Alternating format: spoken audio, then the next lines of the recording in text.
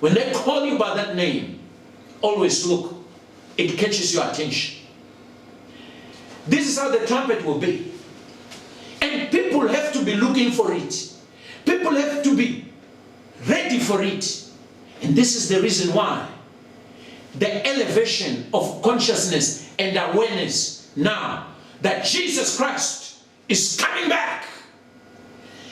I don't know about other preachers, but I can tell you confidently, every true preacher will seize the moment. We will never get a time like this. Others will go around scoffing, even if they are preachers. They will say, as Peter said, they have been preaching. They have been preaching, he's coming, he's coming, he's coming. But they are ignorant of the scriptures. You see, they will say they have been preaching, he didn't come. But I'm asking you a question. In the last 75 years, has there ever been an event that grounded the whole world like this one? The answer is no. Which tells you this one is a bigger sign. And we're not just making noise about it, beloved. We have to make the people of the Lord ready, because he is coming. I cannot tell you after this when is he going to come, but he will come soon. Soon enough. If you check the Bible, the coming of Jesus, the first coming of him as the Messiah, it was prophesied in Genesis chapter 3 verse 15. When God was speaking to the serpent directly to the devil at that time, he said, there will come a seed of a woman which will crush your head, will bruise his heel. He announced it. From there, we know it took 4,000 years. And what happened there is the devil tried to stop that prophecy from coming to pass. That's why he brought the giants to contaminate the pure stock, so that the seed of the woman does not manifest. We know he didn't succeed because Noah survived. Later on we see in the life of Judah, we see in his family that the devil was using, the cases in his house concerning this one marrying this one, that one marrying that one, and they are refusing to contribute to the coming of the Messiah. We see that happening. Throughout the Bible, the prophets started to speak. Moses, he declared, there is a prophet coming who's like unto me. In fact, is better than me. Hear him more than me. What he says, hear him. He called him the prophet. And other prophets came. They called him the Messiah. They started to speak about him coming. Others spoke, he will come as the suffering one. Others spoke, he will come as a king. So there were two branches of prophecies thrown out by the prophets. One is showing him coming, he's suffering. By his stripes we are healed. The chastisement of our peace was upon him. He was rejected of men. People considered him smitten of God. He's prophesying, this is the suffering one. And there is a king one. He will come and set up his kingdom in Jerusalem. There shall be peace in his kingdom. The government shall be upon his shoulder. The prophets are prophesying. When he comes, there will be peace among the Jewish people. So they started to expect him to come. They started to expect him to come. He announced from Genesis 3:15. It was confirmed by the prophets, one after another. The other one says he will come as a suffering one. The other one said he will come as a king, because the two are the two comings of the Lord. Now, we understand there was a period of time when there was quietness. For 500 years, there was quietness. 500 years. That's the period between Malachi and the start of the New Testament. Let's say the start of the ministry of John the Baptist. 500 years of quietness. During that time, you can imagine, there were people saying, well, you kept saying he is coming, the Messiah. It's been 200 years, it's not here. 300 years goes. 400 years goes. 500 years goes. But just before the 500 years goes, an angel of God came down at the time, the timetable of God. While we were yet sinners, in due time, at the right time, Christ died for the ungodly. That angel comes, and there's going to be many signs. The first sign was the barren that were old. They gave birth to a boy. That's a sign. For others, it's a small thing. It's a sign. The barren have given birth. The second sign associated with that period of the first arrival of the Messiah. The second sign is the father who was dumb for 9 months starts speaking on the day of the naming of the child, John. That's another sign. And there were many other signs. And for those who look for the signs, they will see that indeed this is a season. And then what other sign do we get?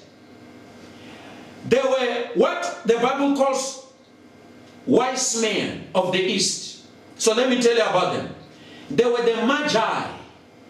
M-A-G-I. In our language we'll call it Magi. It's Magi.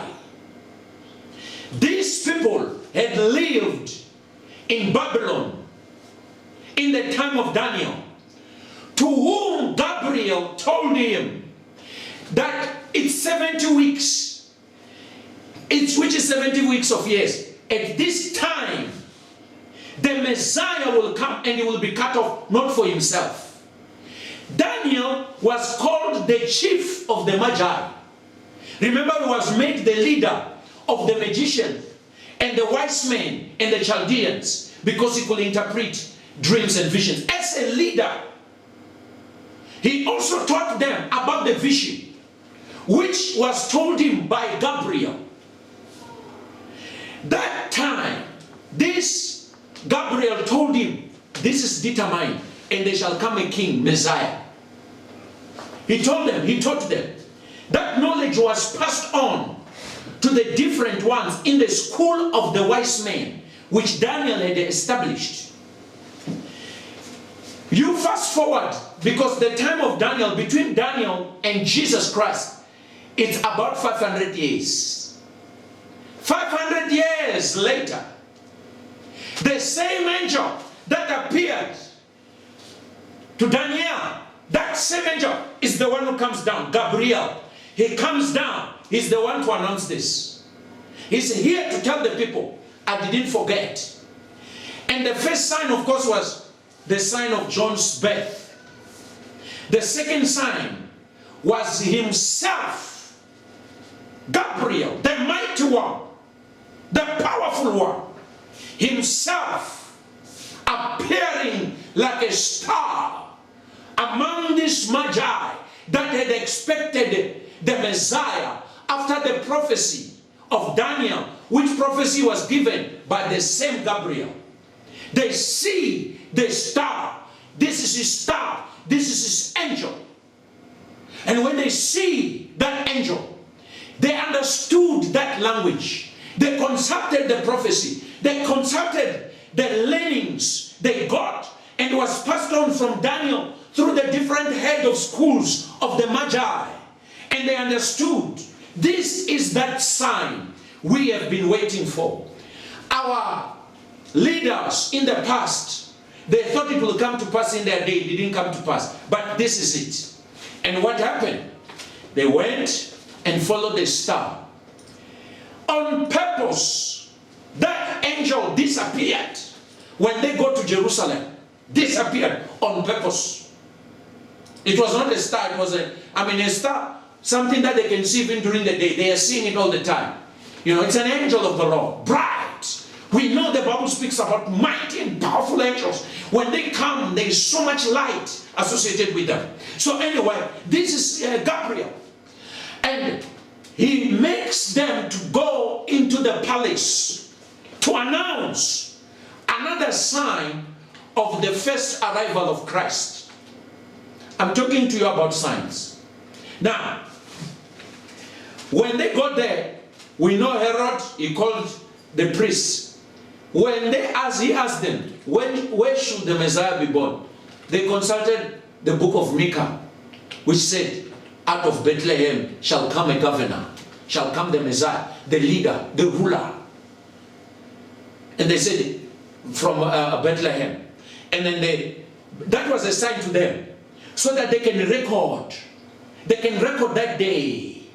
Because when he manifests 30 years from now, and he say, I am the Messiah, the priests are not the ones standing and say, you are not. They are supposed to consult and say, when did the wise men come? They came 30 years ago. How old is this man? He's 30 years. What is he saying? What is John saying about him? What is he saying about himself? The Son of God. This is the Son of God. That was brought to our attention when he was born. So once they left, they saw the star. The Bible says when they saw the star, they rejoiced with exceeding great joy. So they left, they went to Bethlehem. In Bethlehem, other signs. This is the signs of the first arrival. Other signs. The shepherds. And understand why those shepherds, not other people. The shepherds were in the field during what you call a lambing season. It's a lambing season. Now, what is a lambing season? Anybody here who has ever been a shepherd, you know very well that when a goat or a sheep gives birth, the shepherd has to be there. Now, I was a shepherd of goats, and I know my goat, when it gave birth, I was there, and I was alone. And when it is pregnant, you can see it's heavy. You see it with its movement, it's tired. You see also when it's time. But you don't know the day or the hour when the babies will be born. And in this case, I had to follow it everywhere it was. In fact, I had to take care of it in a particular field. Because it was, let's call it in this case, a goating season. Because if it gives birth without the shepherd, that little one can be attacked. So you have to be there. You have to be there. You watch the whole thing and then you help with the delivery. Just being there as a shepherd. I'm not telling you stories, I'm telling you what I went through as a shepherd with the goats. And at that time,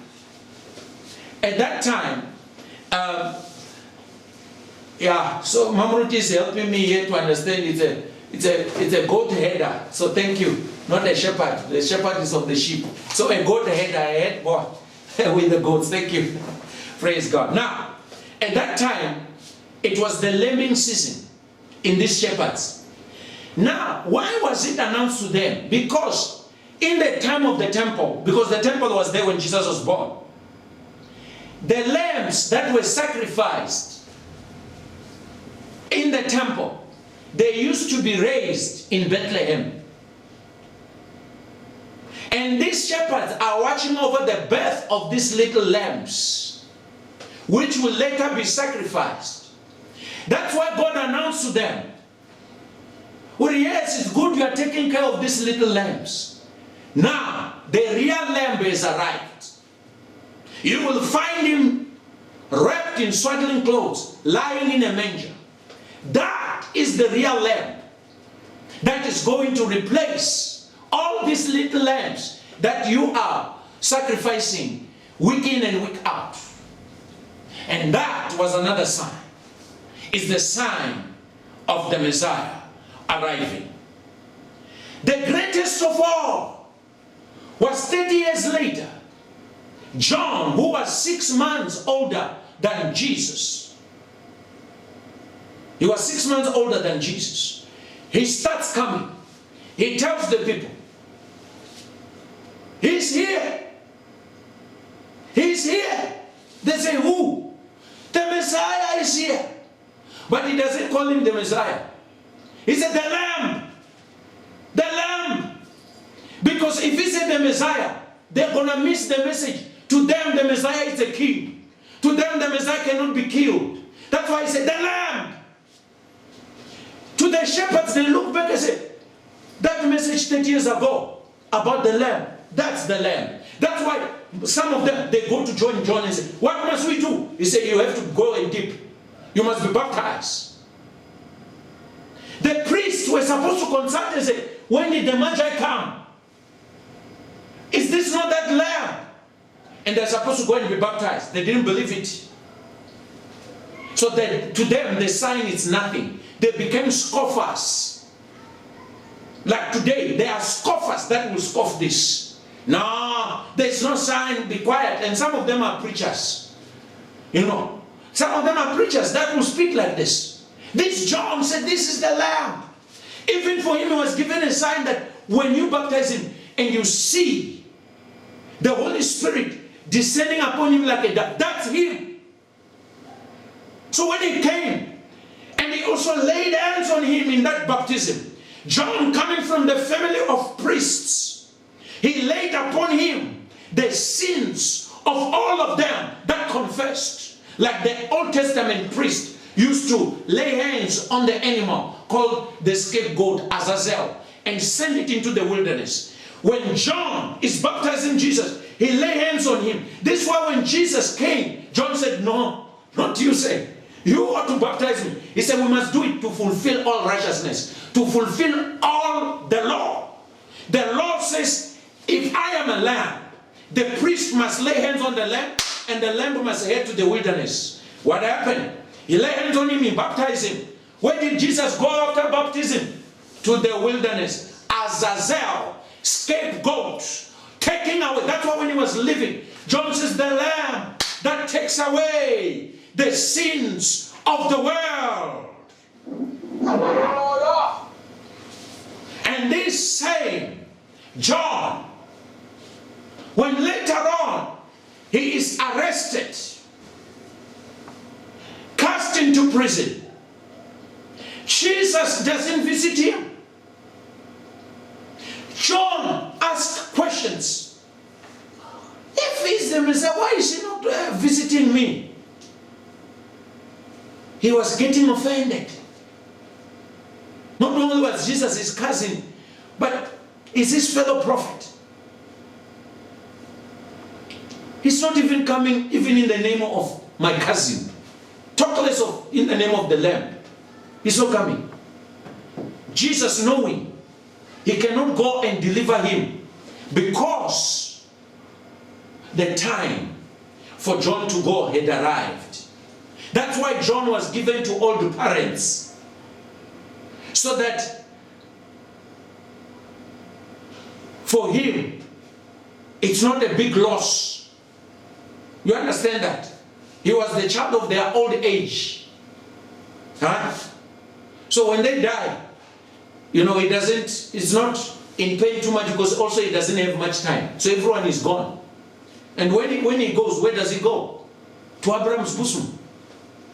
What to do? What he was doing here on it. What was John doing? Listen. Raising the elevation of the consciousness of the first coming of Jesus. Announcing to the people.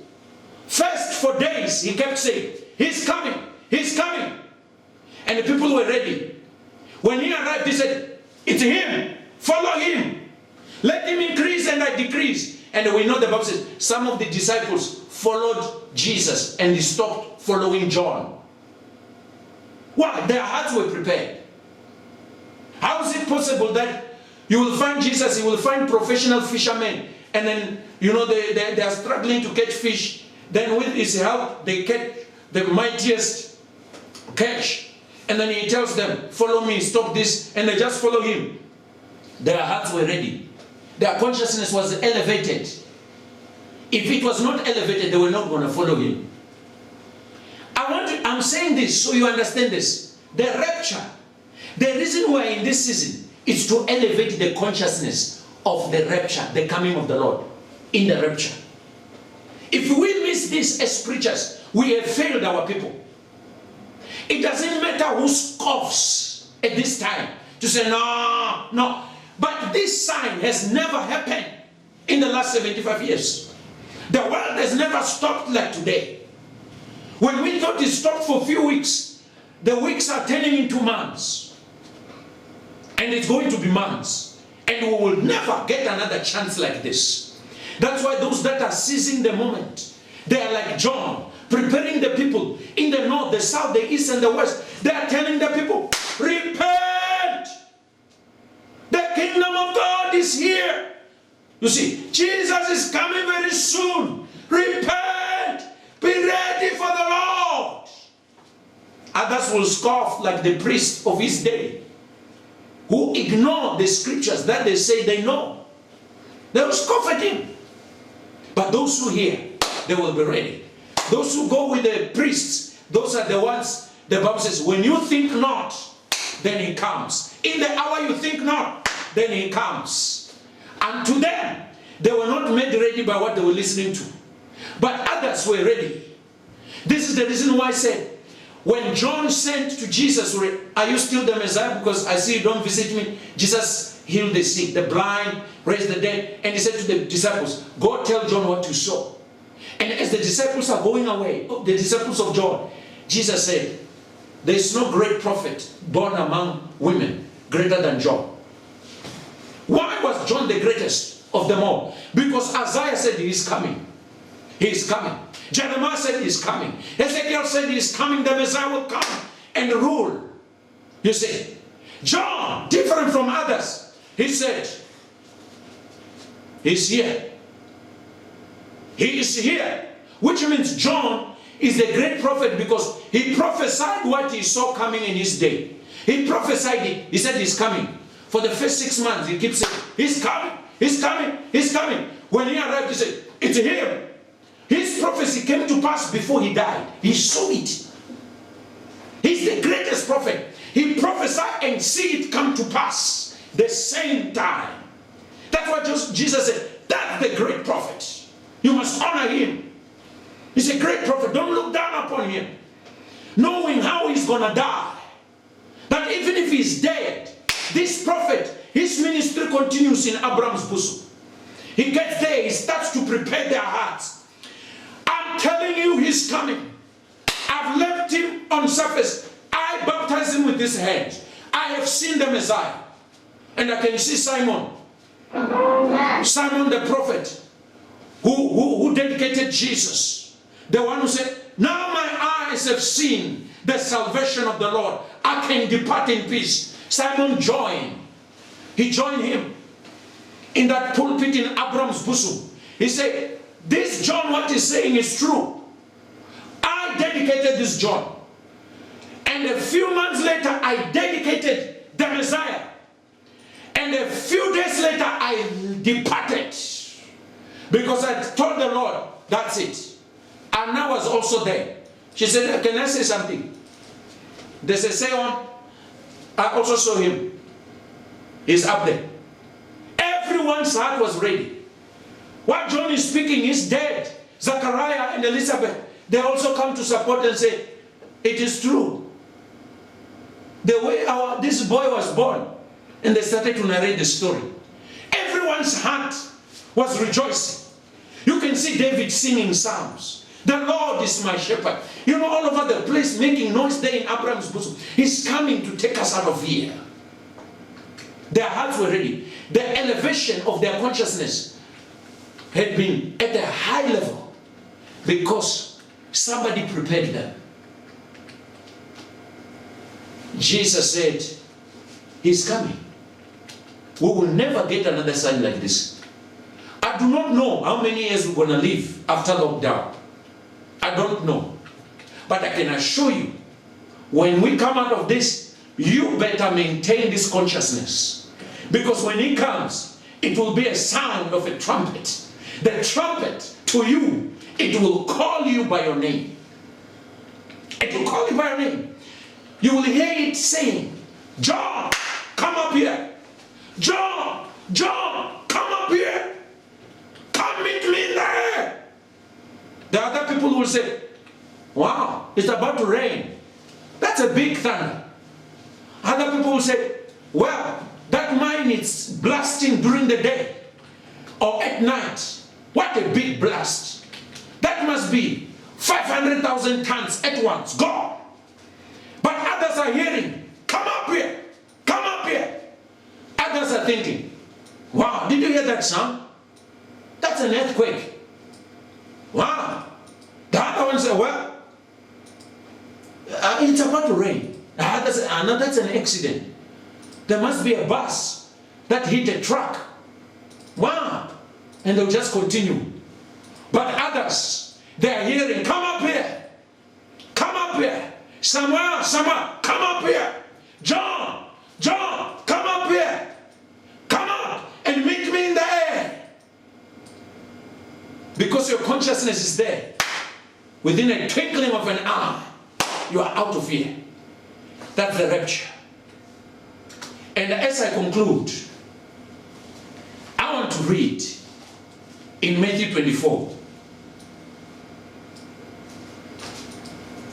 Although it is an application with regards to the second coming, to end the Gentile age, there are lessons, like I told you, personal lessons for the rapture and the church. Right here. Look at it. Verse 36. But that man, that day,